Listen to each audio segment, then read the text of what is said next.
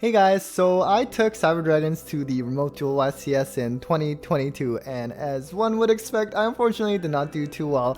I actually dropped quite early because I didn't have a good start, and to be honest with you, the time between waiting for rounds and remote events is just really long, and I didn't want to stick around for that, so I did drop. But I am really excited to kind of share the updated theory I have in how to play this deck in this current format. And of course there's a lot of options, but I'll go over what I want to do. So if you want to skip right to the deck list, go ahead. But for those of you who are hardcore Cyber Dragon fans, feel free to stick around for this part. So essentially, as I was trying to think about what build to run in this YCS and just in general in this format, originally I was pretty set on the going first variant with a sprite package that I showcase on my channel.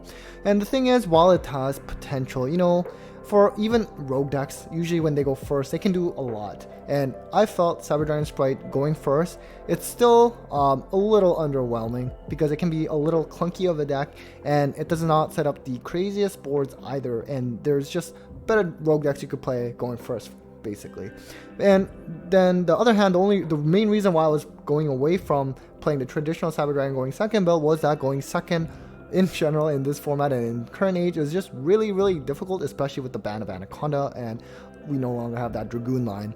But then I decided, you know what, technically going second, you actually do still have a chance right now, but in game one, because they're not going to expect it, they're not going to, for the most part, play around for going second cards in game one. And so I decided, you know what, then why not just play the traditional going second Cyber Dragon with like machine dupe and everything, and play going second, but post side have a lot more going first cards and actually go first post side throughout. And I felt that was the best strategy to combat against Tears as well as Flunder in this format. And so I'll go over some of my extra deck choices and main deck choices and how that works with that kind of theory, I guess. And so yeah, we'll just get right to the deck list, and I do have several replays that I can share, like on EDO Pro, of course, not from Remote YCS, you're not allowed to record, and so I can share that in another separate video as well. But hopefully you guys enjoy the profile, and hopefully you like my reasoning behind all the choices. So let's just get right to the list.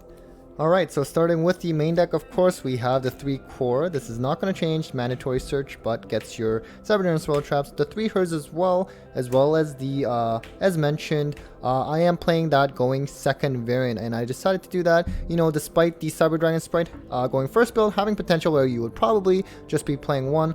Nowadays, some people might even only play 2 if they're not playing Machine Dupe, because, the second one only because of the Clockwork Knight to contact fuse. Another debate I was trying to do was I was actually originally cutting Naxxer to just 1, which you would normally do as well with other Cyber Dragon builds that are not, quote-unquote traditional, but I decided to just up it only because at the last minute, I kind of ended up upping my main deck count to 46 actually, and I just wanted another Cyber Dragon name. So that's it for the Cyber Dragon names.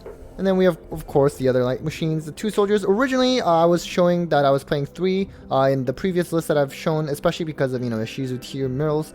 But the thing is, now that I am back to playing Machine Dupe, I have other ways to get into Nova Infinity, and I decided to just play 2 soldier. It's sometimes it works out when you open it, but other times, it's, because on its own it doesn't do anything, which is kind of the downside of playing this deck. There's a lot of cards that on its own they don't do anything, which leads to the brickiness that this deck experiences. And you know what? If they mill it, then yeah, it is over for that route of making Nova Infinity. But you have a 46 card list, it's probably not going to happen too much. We also have the Jizakuru, of course, and also the Therian. I would honestly like to play more of this because it's great against Tears. The problem is Flunder and their Windbearer, which means it's not great to play too many of these, unfortunately, but in a different format, maybe it works out. And then just 1 Regulus. I was originally playing 2, but to be honest with you, and especially in like Sprite builds, this actually kind of bricks a lot. And even in, quote-unquote traditional Cyber Dragon build, I decided just playing 1 of this and 1 Field Spell was fine enough. It can lead to kind of, sometimes it just doesn't work out, but, when it does, it's good. So now already we're moving on to the spells, and we have, of course, the 3 Cyber Emergency, Best Searcher in the deck, as well as the Repair Plant, which is only live if there is a Cyber Dragon in the graveyard. So now this, in this current format, gets kind of hard because of Beast Shield. So if your opponent is smart, if you, let's say, search this with Core, you link the Core off for All Mirage, at that point your opponent should Bestial so that you don't even have a chance to activate it, because once you activate this and then they banish your only Cyber Dragon engrave, this is still going to result, because that is an activation requirement to have it engraved. So that is something where it gets a bit harder to pull off, which is why I decided to still play the machine dupe stuff despite the conflict of Clockwork Knight. We have the one ref system. This, speaking of Bestials, can be kind of nice because this card does not target what it revives. Now if you're specialing from hand, it does have to be original Cyber Dragon, which can actually come up sometimes, and then, you know, it allows you to do your Nova Infinity line, but because it does not target, so let's say like the Bestials or Medora Shuffles, if you have enough Cyber Dragon monsters like engrave, then you might still be able to resolve this, which is kind of nice. Of course, Cyberload, Fusion, and so originally I thought about maybe not playing this, but ultimately I felt it was good, especially I keep talking about Bestials. If they do Bestial one of your Cyber Dragon monsters, in the grind game, this could come up as that makes it become live, and also back row hate, which is not as useful nowadays, you know, like with Tears, if you pop their back row, then it's just going to trigger things, but it is there, and I think you do need to play it. Of course, speaking of fusions, Overload Fusion, just one. I know, we can no longer send it off Anaconda, but for the most part, even before Anaconda was even ever legal, this was usually played at 1 anyways. Other spells in terms of Cyber Dragon stuff, and like I mentioned, we are playing Machine Dupe, and originally, if you saw my previous couple lists, I was not playing it because of Clockwork Knight. I decided ultimately, you know, I will try it, especially again, because just relying on the just relying on the Galaxy Soldier Hers line just gets rather difficult right now because of the Medora Shuffles, and Keldo Shuffles, and the Bestial banish. And what I mean by that is, so if you're not aware of the ruling, if you pitch Hers as cost with Galaxy Soldier, and then let's say they chain Medora, shuffle that Hers back, or they chain Bestial to banish that Hers, that Hers is not going to be able to trigger, unfortunately, because it was not in the graveyard to be able to activate its effect. So that's why I decided that I do need other ways to get into Nova Infinity. And again, I'll talk about that minor conflict with Clockwork Knight. And then the other spell was the Therian Regulus that you saw.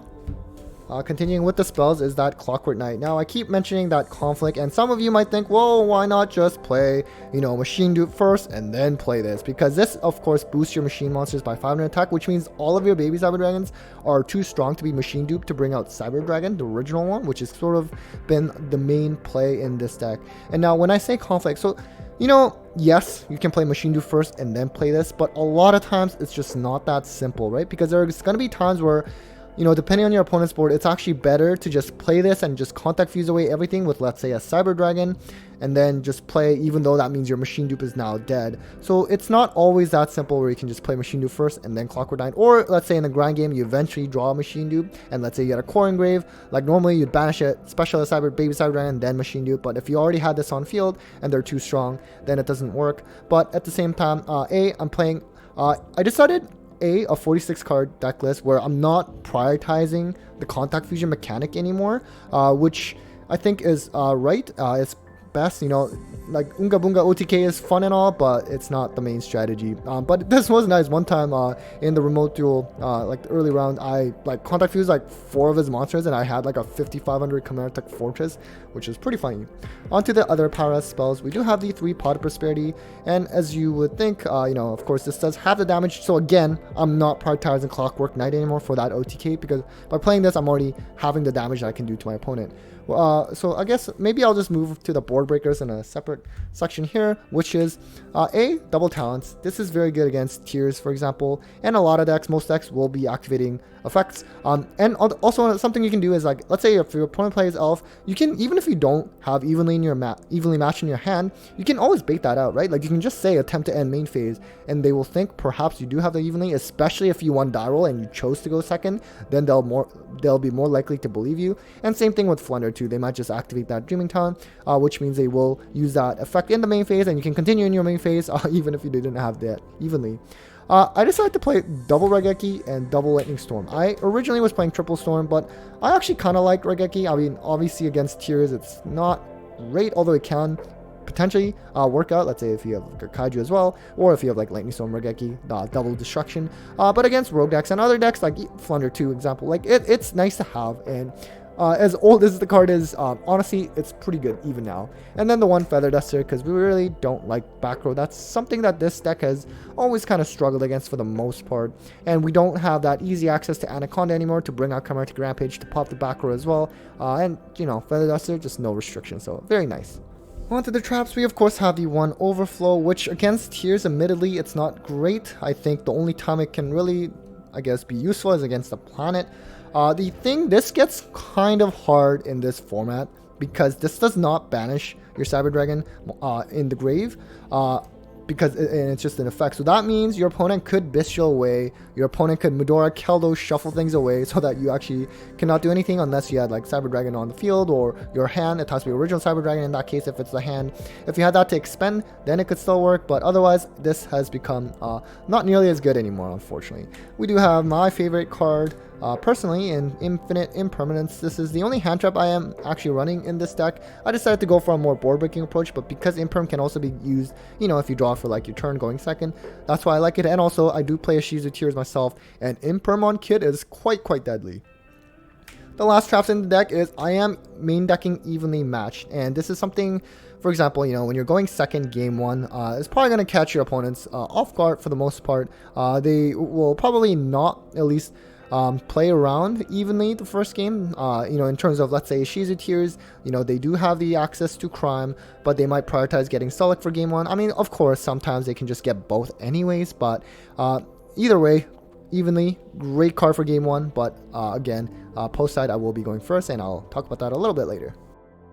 Alright, so let's move on to the extra deck, and this is where some more discussions will take place. Almost very self-explanatory, get that baby Cyber Dragon Grave. Anima, this is kind of nice, especially right now. So for example, with tier boards, they tend to prioritize those, you know, like zone 1, 3, 5 because it points to elf, and then they will end up summoning something in, you know, 2 to 4. It could be live. It's mostly like, you know, bait for monster effect negations, but it's nice to have, and definitely there are times where I will banish this as off prosperity and I'll regret it very soon later. We do have the Seeger for the OTK, usually in like a Sprite variant. I don't really play this, although it is kind of nice because it can like go over Baguska, for example, which otherwise I think this deck can have a kind of a hard time.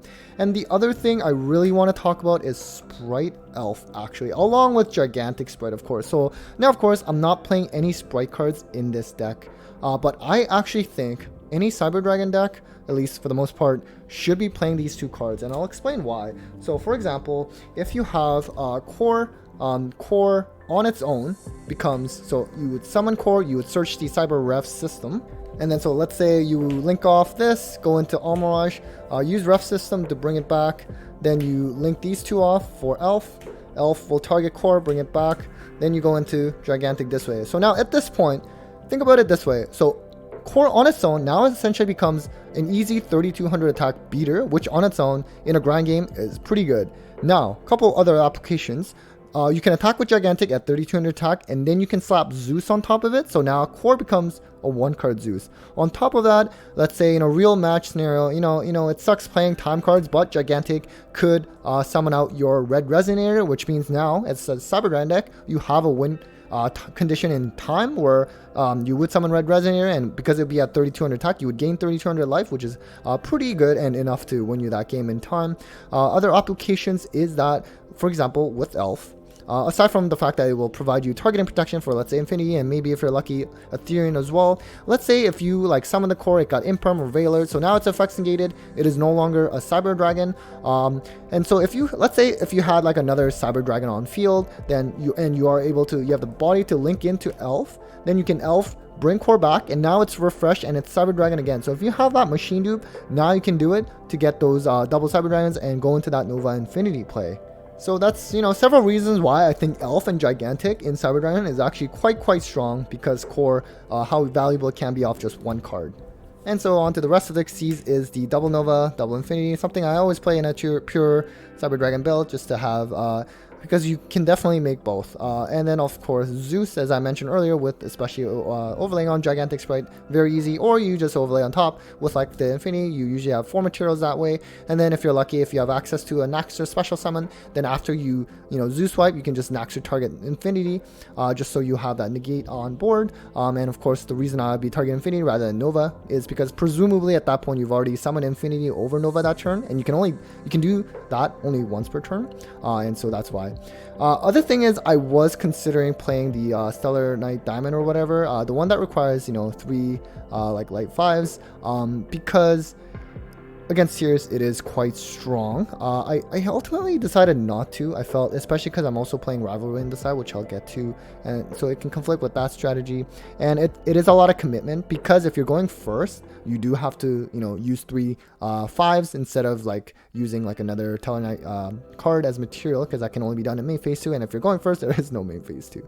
So some of the things that I've considered, but definitely you can be open to playing it. Double Command Deck Fortress because of the Clockwork Knight. Obviously playing 3 is something, if I had the room, I'd like to, but realistically, I've only ever needed to use 2 for Clockwork. And you're probably killing them if you're actually at that point anyways. But if you can fit 3, go ahead. But again, as I mentioned, I didn't want to prioritize this deck purely for Clockwork. The 1 Mega Fleet, which is decent, get rid of your opponent's elf, although obviously your opponent will use elf's effect before you can contact fuse it away. And then the double Rampage. So this is one of the ones you could potentially cut. When I play Overload and Cyberload Fusion, I do like playing both of them, especially when one could come out of if Nova gets, sent to grave by opponent's card effect, which doesn't happen as much nowadays because no one's playing Nibiru. That's where it came up most. But just in case, I did play both. But this is where I was thinking of cutting this for the Diamond. So that's it for the extra deck. Alright, so as mentioned at the intro, the purpose of this deck now is to actually intentionally go first post side, at least against the top decks in something like Tears or Flunder, because I think that's the best strategy right now. Game 1 you can go second. I think that's where you have the best chance at winning when you go second, but otherwise post side I think it's just way too difficult in this format. So we're actually going to start with the powerhouse cards in the Terraforming, Necro Valley, and Zombie World. So of course, as you can imagine, we're starting this going first. This is against Tears, and this is against Flunder, and technically it can work against other decks like Dragon Link, as well as Sword Soul, if they're even Sword Soul players. But Necro Valley, of course, very strong. This does not affect us too much. Obviously, like the Nova can special from grave, so we don't like ref system, although you can special from hand, I guess. So it doesn't hurt us nearly as much as it would hurt Tears, for example. So that's why I decided to play it. It can also protect against Bestials as well. You of course can't use cards like Overflow anymore if you have this. I mean, I guess you could technically banish from the field, but that doesn't happen too often.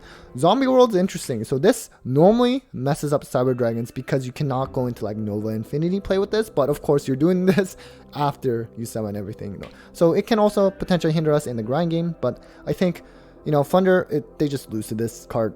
So it's just something where Thunder has always been a weakness for Cyber Dragon, so I decided to put that in. And of course, as mentioned earlier in the profile, in terms of time condition, is the Red Resonator, because you can play Gigantic Sprite, which can come out as just like a one card of core. And a bunch of going first options, which you normally only play a few in Cyber Dragons, but like I said, we're intentionally going first now, post side. So we have triple Soul Drain, triple Rivalry. So this is nice, of course, especially when you have Clockwork Knight, because now your opponent's monster, like, they're going to be machine as well, and presumably they're not going to have machines in hand to be able to summon. And even if he didn't have that against Tears, this card is pretty strong. As well, this card is also strong against Tears because, you cannot activate monster effects in the graveyard or banish, which means it can also affect Thunder as well, although not to the same magnitude as it would hit Tears, but nice to have, and certainly a great card. Just some extra back row removal, just more quick play versions, really depending on the type of deck you're facing, and the banish is nice. So Cosmic Cyclone and going second, just the only monster negation cards. I was also trying to play Droplet as well, but I figured, we're already playing Lightning Storm, evenly, Regeki, and I just felt like this is probably the best cost economy wise, because Cyber Dragons, it's not the most efficient deck. It does not make the most use out of its cards. It does require a lot of cards for the deck to work, and so I felt Dark Ruler is probably the best. Again, you're not going to OTK them because they're not taking damage, but that's not my priority for this deck anymore. Really, it can just break boards, hopefully grind it out, and that's sort of how it works. Alright guys, so that was it for the Cyber Dragon deck profile as well as theory discussion. Hopefully that was helpful, and if you're bringing it to, let's say, even like a regional level event, hopefully that does help in terms of how you might modify your deck. Maybe not, but definitely make sure to let me know in the comments how you're playing this deck and what you like, what you dislike about it. And yeah, looking forward to your discussion, and take care everyone.